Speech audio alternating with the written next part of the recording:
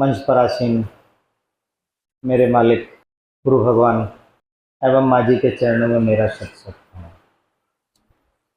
भाइयों, हमारे सभी धार्मिक ग्रंथों के अनुसार हम लोग अपने जीवन में चार चीज की उपलब्धि के लिए भाग दौड़ करते रहते हैं।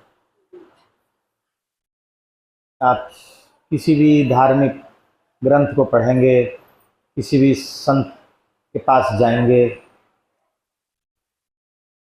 वहाँ एक ही चीज सुनने को मिलेगी, चार स्तंभ। मालिक भी बोलते थे चार स्तंभ, धर्म, अर्थ, काम और मोक्ष। सब लोगों का जीवन इन चार स्तंभों के लिए, स्तंभों की प्राप्ति के लिए इसी में ही भाग दौड़ में लगा रहता है। आप देखो, पर समाज ये कहता है कि इन चार स्तंभों को प्राप्त करने के लिए आपको अपने अंदर से 5 तरह के विकार हैं, उनको निकालना पड़ेगा। वो है काम, क्रोध, लोभ, मोह और अहंकार। तो सभी संत हैं, महापुरुष हैं, सारे हमारे धार्मिक ग्रंथ हैं, शास्त्र हैं,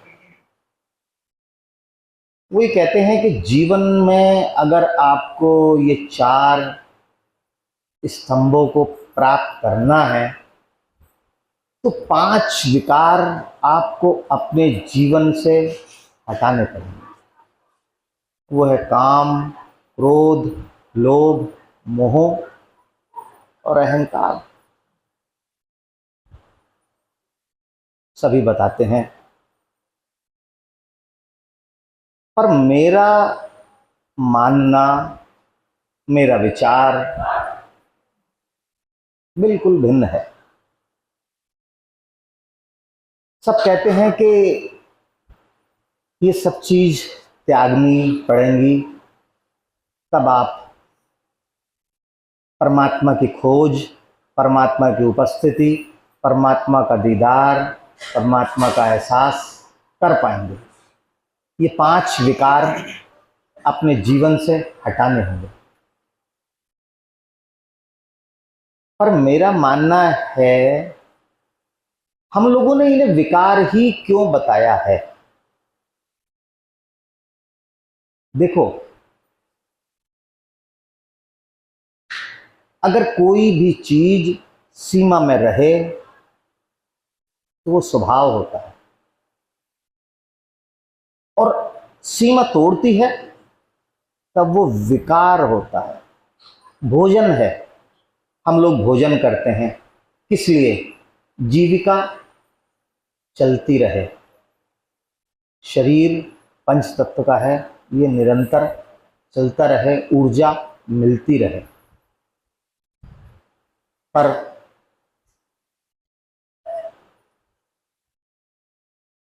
ज्यादा अगर भोजन कर लिया जाए तो वो शरीर को ऊर्जा देने की बजाय शरीर की ऊर्जा ले लेता है। डॉक्टर के पास पहुंच जाता है, जेब की मुंडाई हो जाती है, कुछ इंजेक्शन लग जाते हैं, भूखा रख देता है डॉक्टर, तो शरीर की ऊर्जा ले ली, तो वो कहते हैं कि वो विकार आ गया, वो विकार आ गया। जब तक सीमा में है तब तक वो विकार नहीं है, तब तक अच्छा है। आप भोजन करते हो, आपको लगता है भोजन बहुत अच्छा है, पेट भर गया, स्वाद ज़्यादा था, रसना ने कहा बहुत अच्छा है, ज़्यादा खा लिया, ज़्यादा खा लिया तो विकार हो गया। फिर उसी रसना से वो स्वाद सहित भोजन बाहर आने लगा। शरीर की, जो शरीर को ऊर्जा देता, वो ऊर्जा निकालने लगा। तो वो अति हो गई ना। मुझको लगता है कि ये काम, क्रोध, लोभ, मोह और अहंकार, आप ये समझो, क्या ये त्यागना आसान है? नहीं है। और मेरा मानना यह है कि वास्तविकता ये है कि हम इसको त्याग कर अपना जीवन सरलता पूर्वक जी भी नहीं सकते। मैं अपनी बात सिद्ध करता हूं। पहला आता है काम। काम मतलब शक्ति। अगर हम अपने जीवन से काम को निकाल दें तो जो पितृ धर्म का पालन हो पाएगा हमारे द्वारा नहीं हो पाएगा। इसीलिए काम जरूरी है। सीमा में है तब तक वो दोष नहीं है। दूसरा आता है क्रोध।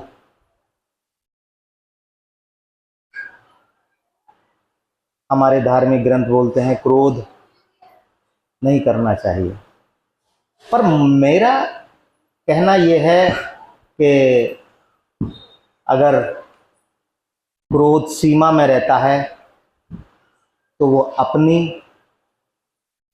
सुरक्षा करता है, अपने घर संसार को कहीं विषम परिस्थिति में रोक सकता है, सहायक बनता है, वही क्रोध। और जब वो क्रोध सीमा से बाहर निकलता है तो वो विनाश करता है।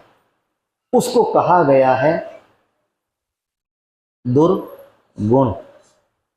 गुण वो कब तक था? जब तक आप उस क्रोध का इस्तेमाल अपने घर परिवार की, अपनी सुरक्षा करने के लिए कर रहे थे। और जब वही क्रोध आप संसार को मिटाने के लिए करते हैं, पुलिस काहे के लिए बनाई है? कहते हैं ना, कभी गुस्से में इतना अंधा हो गया था तुझे दिखाई नहीं दिया। वो क्रोध सीमाएं लांघ गया। जब तक सीमा में था गुण था। अभी मेरे से कुछ कहते हैं, महिलाएं कहते हैं, गुरु भगवान मेरे आदमी को गुस्सा बहुत है, क्रोध बहुत है। क्रोधी है। सीमाएं में जब तक वो क्रोध है तब तक उसको अच्छा लग रहा है। सीमाएं मतलब जब तक वो प्यार से डांट रहा है, और जब चपत फेर रहा है तो सीमाएं लांघ गया। तो क्या हो गया? वो दुर्गुण हो गया।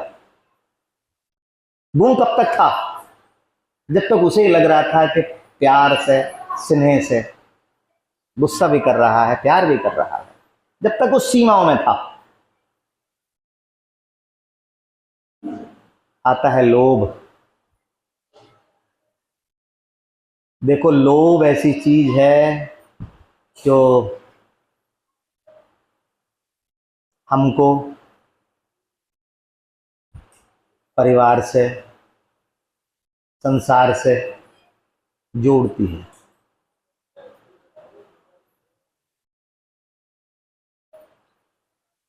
लोभ के बिना हम संसार से जुड़ नहीं पाएंगे। हम बिल्कुल अलग थलग हो जाएंगे। क्या कहा जाता है, संसार में तो रहे यार, संसार की तो सुन। जब तक वो सीमाएं में है, और अगर लोभ सीमाएं उल्लंघन करता है तो हम लोग क्या कहते हैं? हम लोग कहते हैं संसार के अलावा कुछ दुनिया में और भी चीज़ है।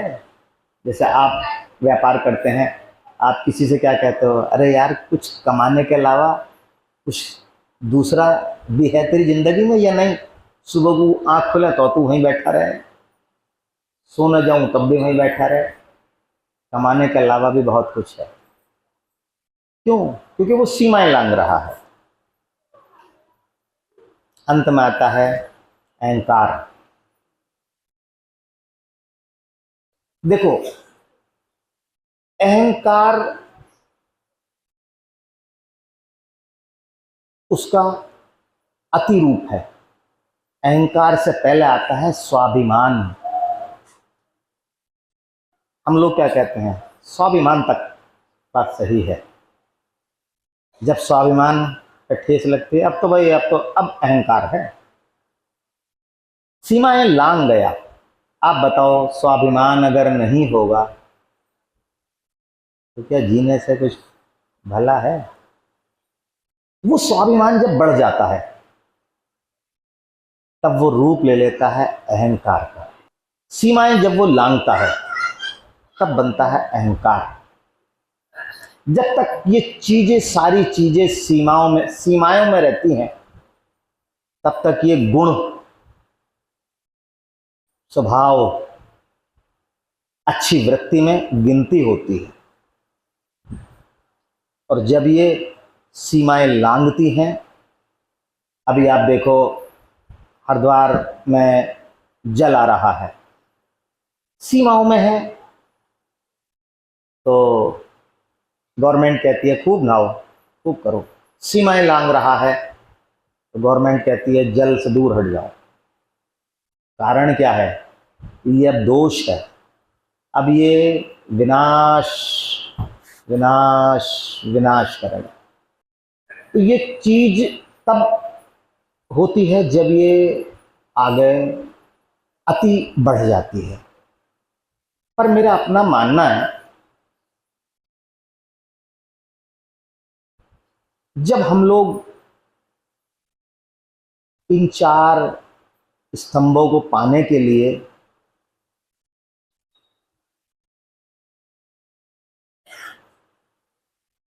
एक रास्ता गुरु भगवान ने और भी बनाया है, ये सारे पांचों गुणों में ही बने रहें, अवगुण ना बने, उसके लिए गुरु भगवान ने एक रास्ता और बनाया है। वो रास्ता है सत्संग। वो ये कहते हैं कि अगर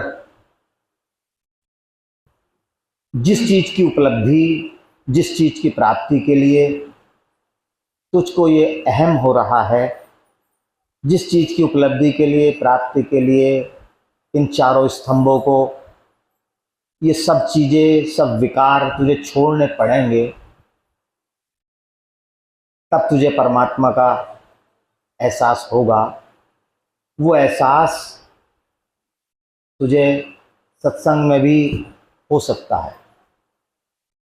वही सब कुछ तुझे इन पांचों विकारों को कम करने के लिए प्रयासरत नहीं होना पड़ेगा, ये स्वतः कम हो जाएंगे। और साथ में परमात्मा का एहसास भी तुझे फ्री ऑफ कॉस्ट होगा। काम एक करेगा, उपलब्धि दो की होगी। पर मेरा मानना है, किसी भी चीज को उपलब्धि के लिए, किसी भी चीज की प्राप्ति के लिए अगर कोई सरल रास्ता मिल जाए तो उस चीज की उपलब्धि की कीमत का पता नहीं होता है। तो इसलिए परमात्मा ये कहता है कि जब तू इस रास्ते पे चलना शुरू करेगा तो तुझे चार दुर्गुण और मिलेंगे तेरे साथ: ईर्ष्या, द्वेष, असत्य और क्रोध।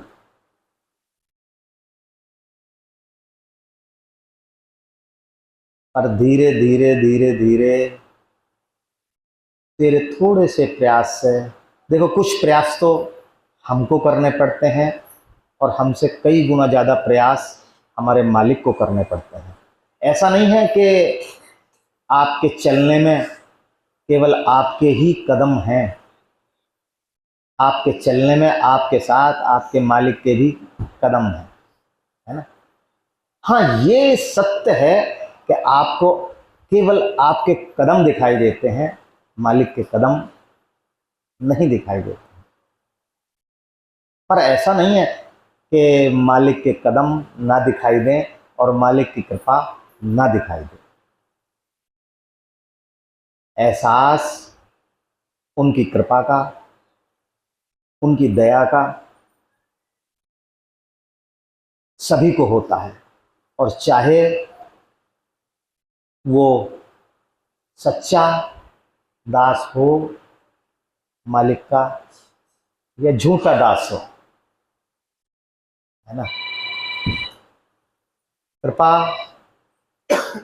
जरूर दिखाई देती है। और देखो, मालिक का वादा है कि चाहे कोई सच्चा हो चाहे कोई झूठा हो, वो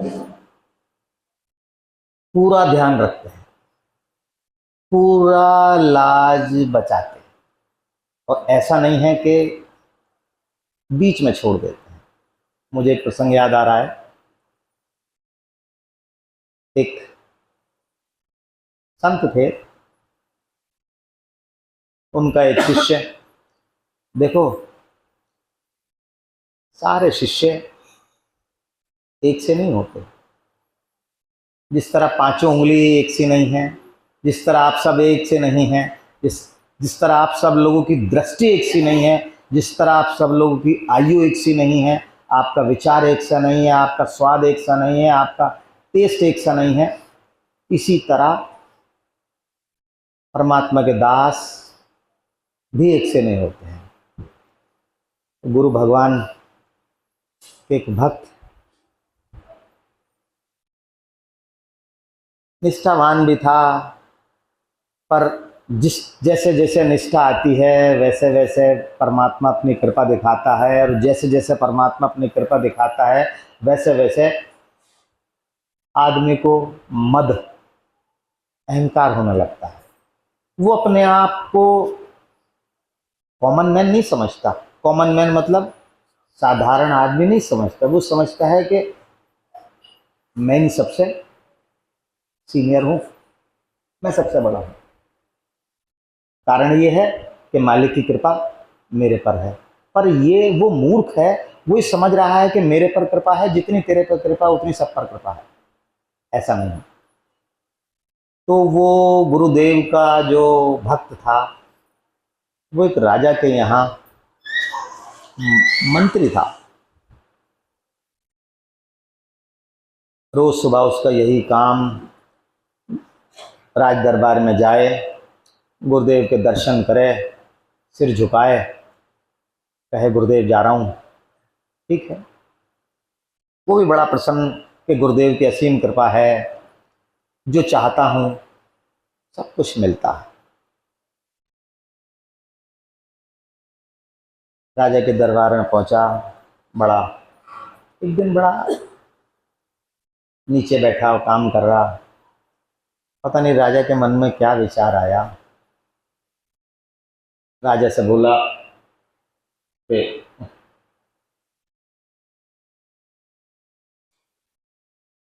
भगवान,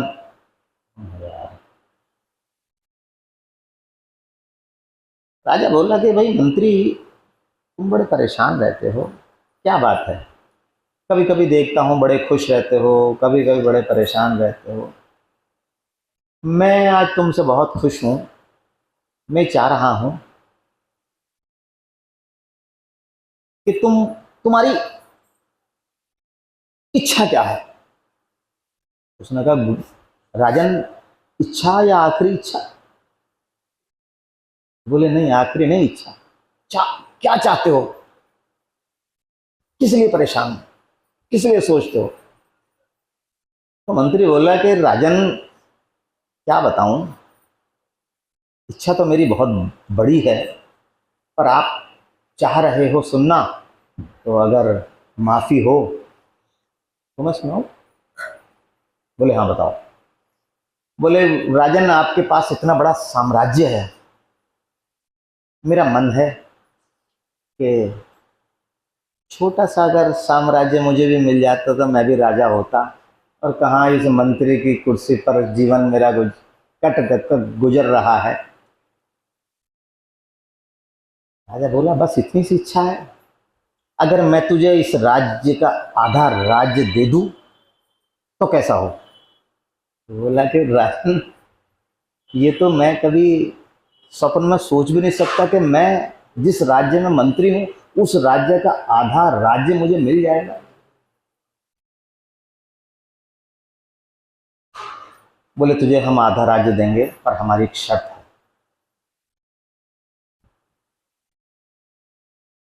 राजा बोला कि ठीक है, आदेश दिया कि एक काम करो, उसके कागज बनवाओ।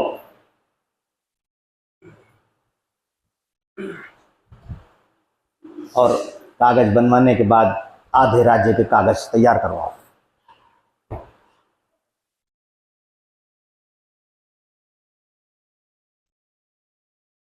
कागज तैयार हो गए।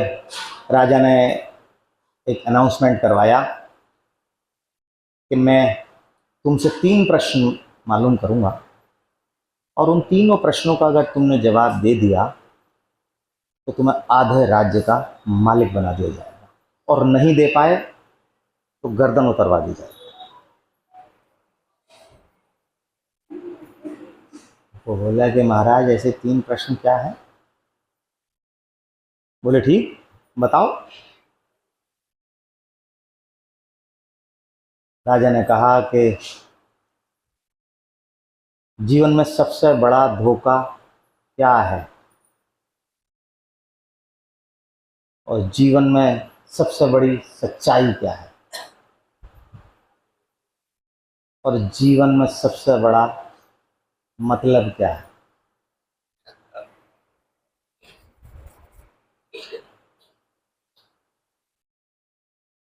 राजा बोला, मंत्री बोला कि महाराज, आपने कहा जीवन में सबसे बड़ी धोखा क्या है, सबसे बड़ी सच्चाई क्या है, और सबसे बड़ी मतलब या कमजोरी क्या है। ठीक है साहब। राजा बोले कि तुम्हें 1 महीने का समय दिया जाता है। ठीक है। सारे में घूमा, कहीं जवाब ना मिल सका, परेशान हो गया। बहुत राजाओं के पास गया, बहुत विद्वानों के पास गया, पंडितों के पास गया। थक हार के 1-2 दिन बचे, घर पे अपने बैठा, पत्नी बोली कि तुम मूर्ख हो, पूरा महीना गुजार दिया, गुरुदेव के पास गए। तो बोले पागल, गुरुदेव इन बातों का जवाब देंगे क्या। कि सच्चाई क्या है और झूठ क्या है, और मतलब क्या है, कमजोरी क्या है। बोले जाओ एक बार गुरुदेव के पास। याद आई, देखो गुरुदेव की याद तो तभी बिल्कुल आपातकालीन स्थिति में ही आती है, ये मेरा भी मानना है। मैं भी अपने मालिक को बिल्कुल ऐसी आपातकालीन स्थिति में ही याद करता हूँ। हुआ ये, गुरुदेव ने कहा बेटे परेशान मत हो, तू एक काम कर, इस तरफा जंगल में जाना शुरू हो, वहां तुझे एक फकीर मिलेगा, उससे बात करना। ठीक। मन में सोच रहा है कहाँ यार आ गया, पत्नी की बात में मैं तो पहले ही कह रहा था, इसे कहाँ, इन्हें गुरुजी को कहाँ पता होगा, गुरुजी इस मतलब पे कहाँ है। रास्ते में जाता रहा तो देखा कि एक झोपड़ी में एक बड़ा पक्कड़, बाल बढ़े हुए फकीर टाइप का बैठा, फटी पुरानी झोपड़ी, अंदर झांका और झोपड़ी के हाल बड़े बदतर। पास में कुत्ता बैठा, कटोरे में दूध पड़ा, कुत्ता दूध पी रिया और वो साधु सन्यासी उसी दूध में रोटी डुबोए खा रिया। मैं कहा कि यार गुरुजी ने देखो क्या ये अपनी जान छुड़ाने के लिए कहाँ भेज दिया। हम लोगों को भी ऐसा लगता होगा कि गुरुदेव गुरुदेव ने अपनी जान छुड़ाने के लिए वहां भेज दिया, पर ऐसा नहीं है। जैसी वो घुसा, उसने कहा हाँ भाई कैसा आएगा। बोला कि भाई कैसा आया हूँ, बस आया हूँ, जाऊंगा भी जल्दी, समय कम है। बोले हाँ समय तो तेरे पास कम है, एक दिन का समय है,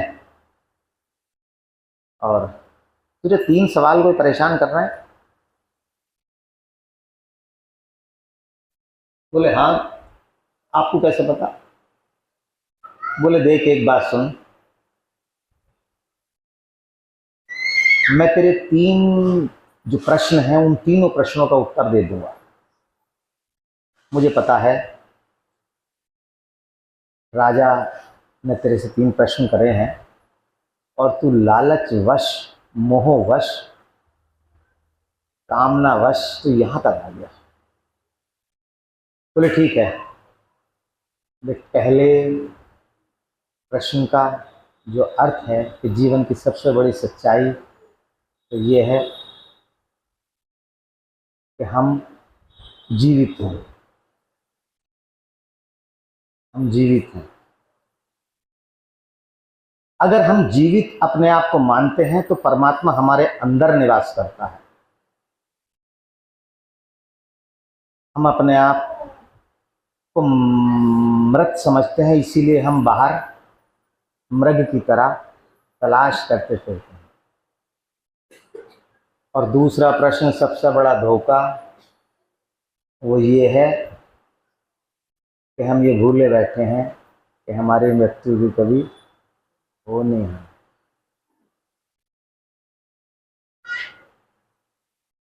तो बोला हाँ भाई गुरुदेव तुम सही बता रहे हो।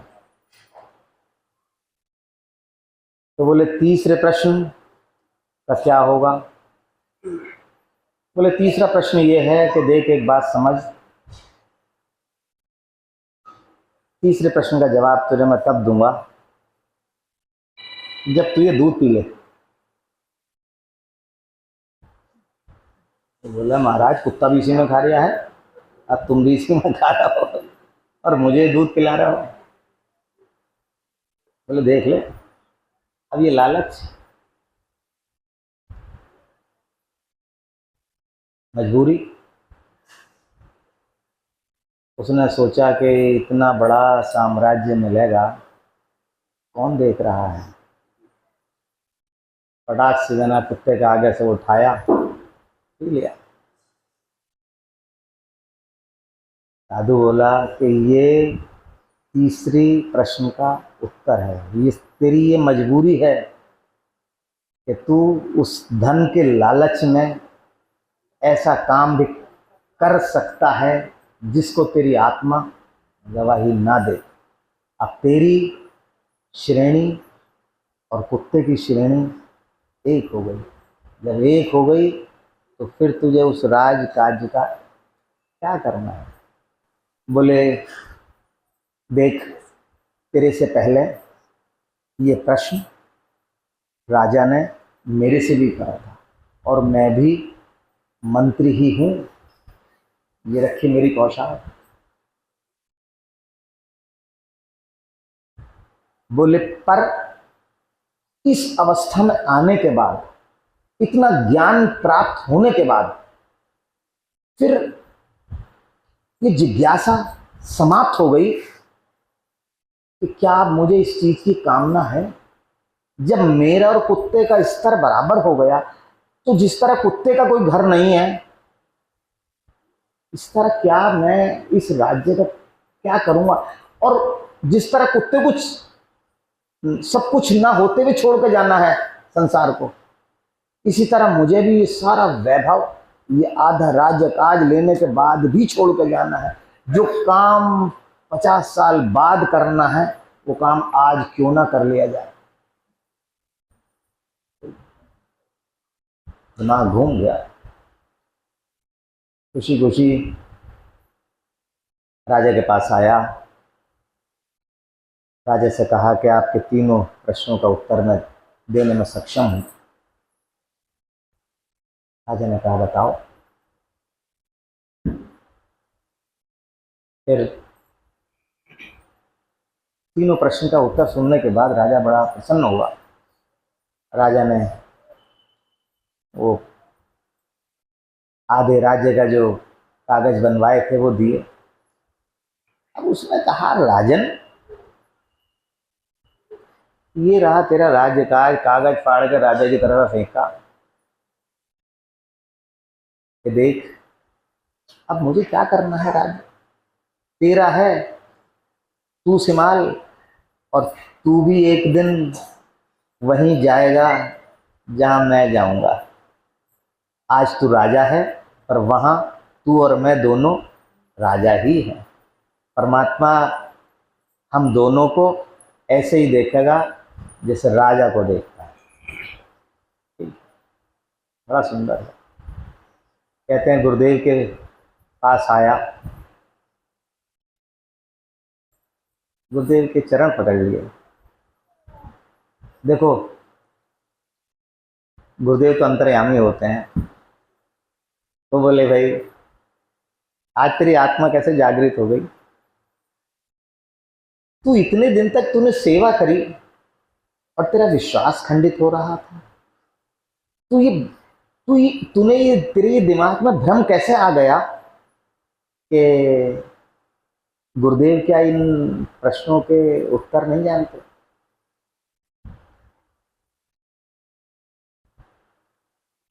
गुरुदेव बोले कि बेटे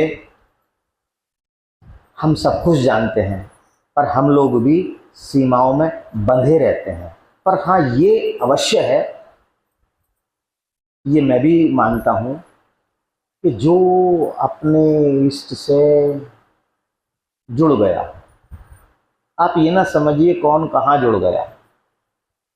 जिस तरह एल्फी का गम होता है, चाहे वो दीवार से चिपका दो, चाहे वो मिट्टी पे चिपका दो, चाहे वो प्लास्टिक पे चिपका दो, चाहे वो अपने खाल पे चिपका लो, जहां भी चिपका दोगे वो चिपक जाएगा। अगर चिपकाया है तो वो छूटना मुश्किल है।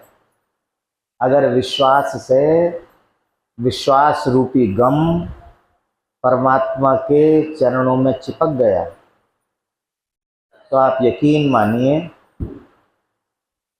कोई छुड़ा नहीं सकता। आप भी चाहेंगे तब भी नहीं छुड़ा सकते। कारण ये है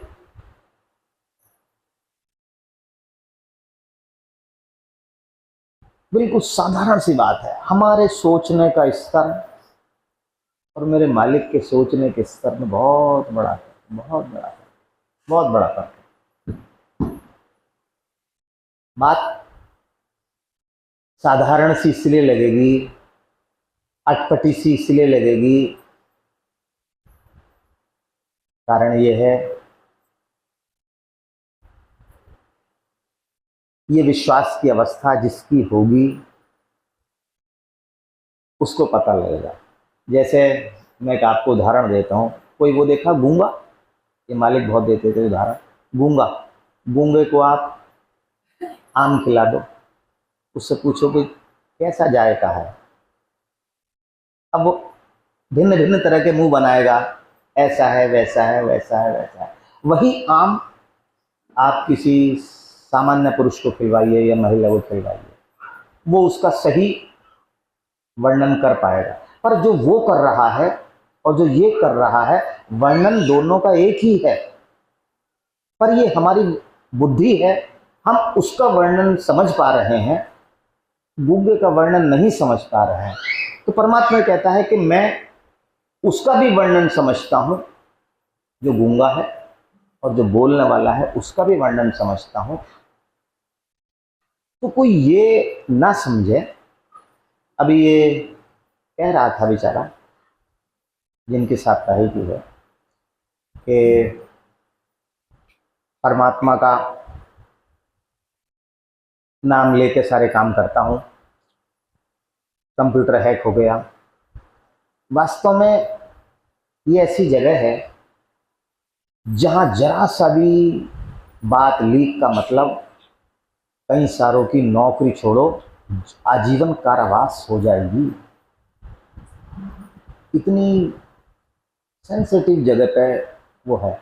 पर इतनी सेंसिटिव जगह होने के बाद भी उसने दृढ़ता से क्या बात कही अपने सीनियर से, कुछ नहीं हो सकता।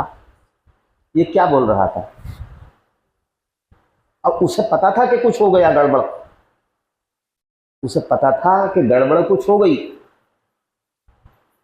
तभी तो कंप्यूटर दिल्ली गया। क्या कहा उसने? कुछ नहीं हो सकता। अब उसके सीनियर्स ने क्या कहा कि तुझे कैसे पता कि कुछ नहीं हो सकता? एक विश्वास ने, एक बच्चे ने कई सारे आदमियों की जान बचा दी। अगर वही उसका विश्वास अगर अडिग होता, वो ये सोचता यहाँ गुरुजी क्या कर लेंगे, जब गड़बड़ तो पहले हो चुकी, कुछ नहीं हो सकता। क्या खुश हुआ? सब कुछ हो गया, नहीं हो गया। ये चीज निर्भर करती है हमारे विश्वास पर। और देखो, मैं फिर वो ये एक बात कहता हूं, आप ऐसे समझो आप सेकंड क्लास के हैं और सेकंड क्लास की बच्चों में एक बच्चा एमएससी का है, और मैं अगर एमएससी या बीए की बात बताता हूं तो केवल वही बच्चा समझ पाएगा, या उसका इष्ट अगर बीए की बात या एमएससी की बोलता है तो वही समझ पाएगा जो एमएससी का है। सारे सब कहेंगे गुरुजी पता नहीं क्या बोल रहे हैं, हमारी तो कुछ पल्ले पड़ नहीं रहा। कारण क्या है? क्योंकि हर एक के विश्वास की, हर एक के मनोदशा बिल्कुल भिन्न भिन्न है। और मैं इस बात में अच्छाई भी मानता हूं। अच्छाई इसलिए मानता हूं, आप लोग अगर सारे परमात्मा पर विश्वास बढ़िया करने लगोगे तो मालिक ये कहेगा कि बेवकूफ़, इन सबको मेरी तरफा क्यों भगा रहा है, उसको दोबारा जन्म भी तो मिलेगा दूसरी योनियों में। ये जो इनके प्रारब्ध के अनुसार जो कष्ट भोगने हैं वो तो भोगवा। इस तरह तो इनके सबके गले में अगर ये पट्टा डाल देगा। अब ये भक्त हैं, उनको परेशानी चल रही है। मैंने उनसे कहा कि आप परमात्मा के नाम का लॉकेट पहनते हो? तो बोले नहीं गुरुजी। मैंने कहा परमात्मा का चिंतन करते हो? तो बोले हाँ, मुझे पता है वो चिंतन चिंतन कुछ नहीं करते। मैंने कहा कि आप जो जो परेशानियां हैं, जो परेशान है, उनके गले में मालिक का लॉकेट डाल दो। ये लॉकेट पड़ जाएगा तो हम ये समझ लो कि मालिक के वो हो जाएंगे पालतू। अब है फालतू। समस्या ये नहीं है, समस्या ये है हमको ऐसा लगता है क्या करेगा ये लॉकेट,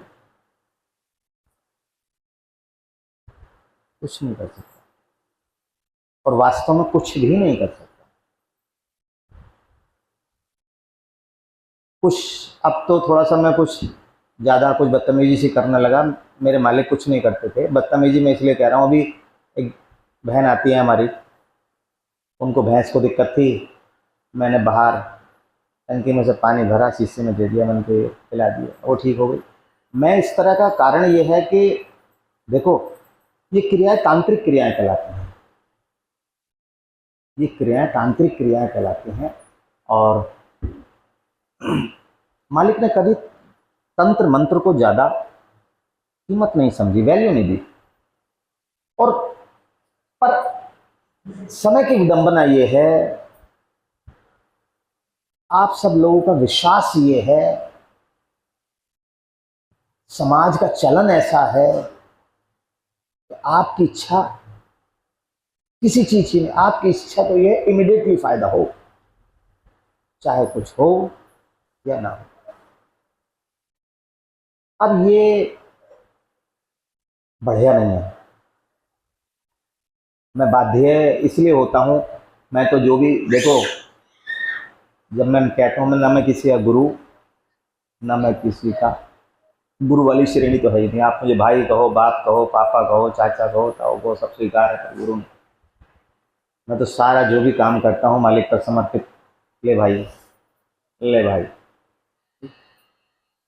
अब समस्या ये आती है, मालिक भी कहते होंगे कि भाई इसकी भैंस को दूध देना नहीं था, तो उल्लू के पट्टे मुझसे जबरदस्ती ये हरकतें करवा कर दूध दिलवा रहा है, ये क्यों कर रहा है? अब आपकी इच्छा कुछ नहीं है, आपके आपको परमात्मा ने भाग्य में शारीरिक कष्ट देना है। आप क्या कहते हैं बार बार, गुरुजी बड़ा परेशान हो, जोड़ों में इतना दर्द है, बैठ नहीं पा रहे, लेट नहीं पा रहे, क्या करूं, कुछ ठीक करो। मालिक ये कहते हैं कि इसके भाग्य के कष्ट हैं, इसे भोग लेने दे। तो ये जबरदस्ती अप्रोच लगा कर ये करवा जो रहा है।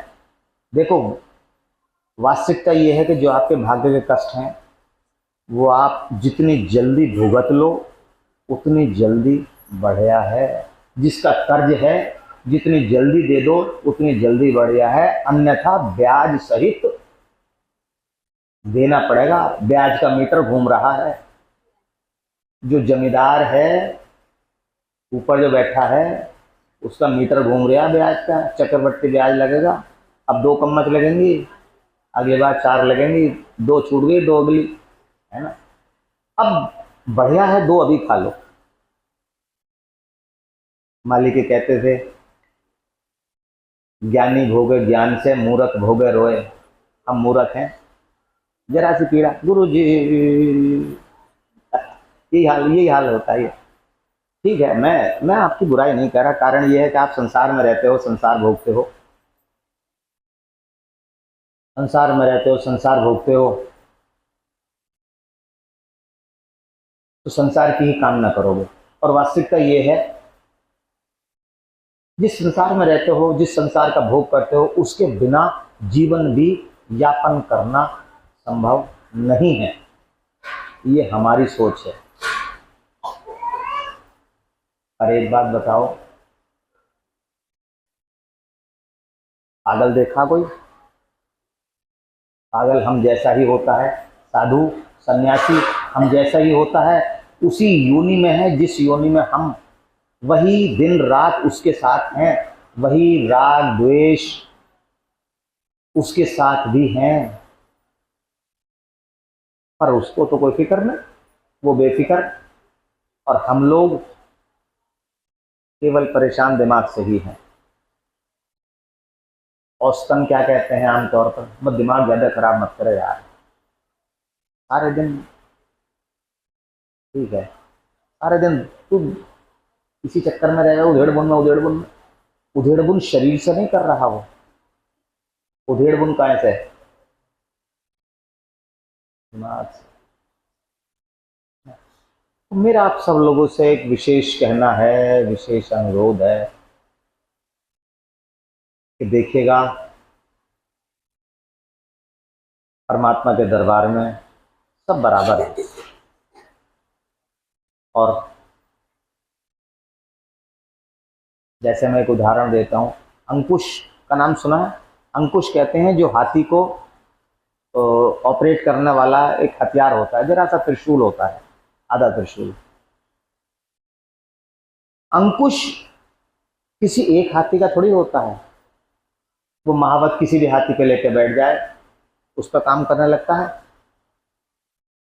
चाहे कोई सा भी हाथी हो। उसी अंकुश के द्वारा वो कितना भी बलवान, कितना भी ताकतवर हाथी हो, कर लेता है काबू में। तो इसी तरह परमात्मा के दरबार में जो उनका अंकुश है, वो सबको, जो हम मदमस्त है ना, मदमस्त मतलब अपने जीवन शैली में मस्त,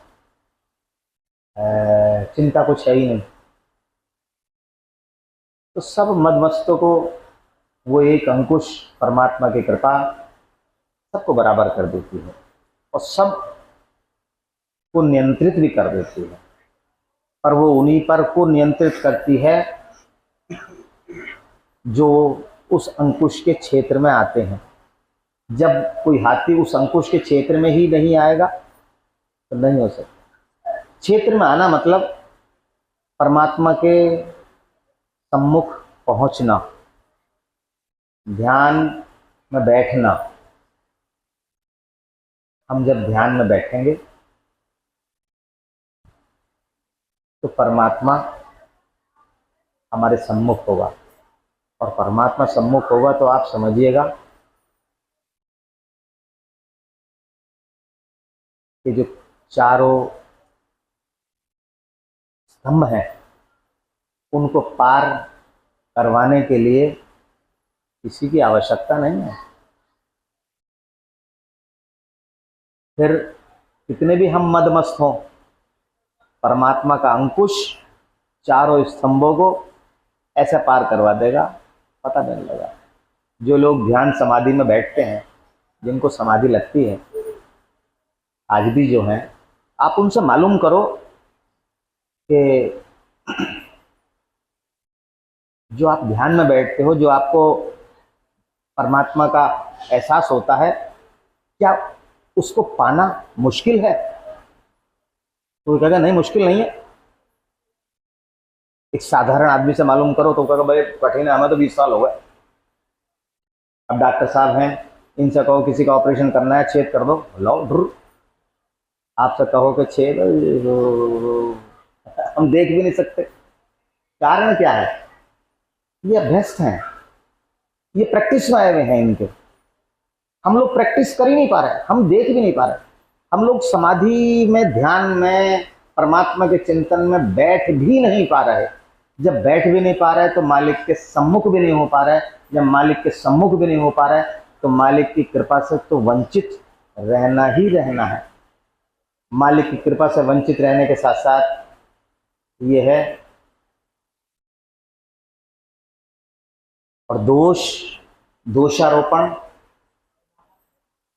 ए लड़के तो जाओ, दोषारोपण करते हैं इष्ट पर, गुरु पर, भगवान पर। 20 साल हो गए, कुछ नहीं, जैसे नंगे थे वैसे ही नंगे हैं। क्या ऐसा हो सकता है कि कोयले में जाओ और हाथ पैर काले ना हो, थाने में जाओ और बिना गाली सुने, बिना पिटे लौट के आ जाओ? अगर आप जाने के नहीं थाने में, थाने से बाहर ही देख के लौट जाओगे तो बिल्कुल बिना गाली दिए, बिना गाली सुने, बिना पिटे लौट आओगे, है ना? साधारण सी बात। वही मैं कह रहा हूं, जो लोग परमात्मा के एरिया में पहुंचेंगे, जो लोग ध्यान में बैठेंगे, परमात्मा के सम्मुख पहुंचेंगे, मेरा दावा है, दावा मतलब दावा, गारंटी से, मांगने की आवश्यकता नहीं पड़ने की। मांगा उससे जाता है जो गैर होता है। अपने से मांगना। आपका बेटा आपसे मांगेगा, वो कॉलर पकड़ के लेता है, दे रहे दे रहा, मोबाइल लाना, पैसे। क्यों? अधिकार है, आपका अधिकार है। अधिकार समझोगे तभी कॉलर पकड़ सकते हो। अगर आप अधिकार समझेगा आपका बेटा आप पर, क्योंकि बाप को तभी कॉलर पकड़ सकता है, किसी दूसरे कॉलर पकड़ेगा तो पकड़ ही नहीं सकता। उसमें उसकी आत्मा में इतना बल ही नहीं है। वही मैं कह रहा हूं कि अपने आप को परमात्मा का कॉलर पकड़ने लायक बनाओ। विश्वास अडिग रखो। चलो ठीक है, अब प्रार्थना होगी। ओम श्री गुरुवे नमः।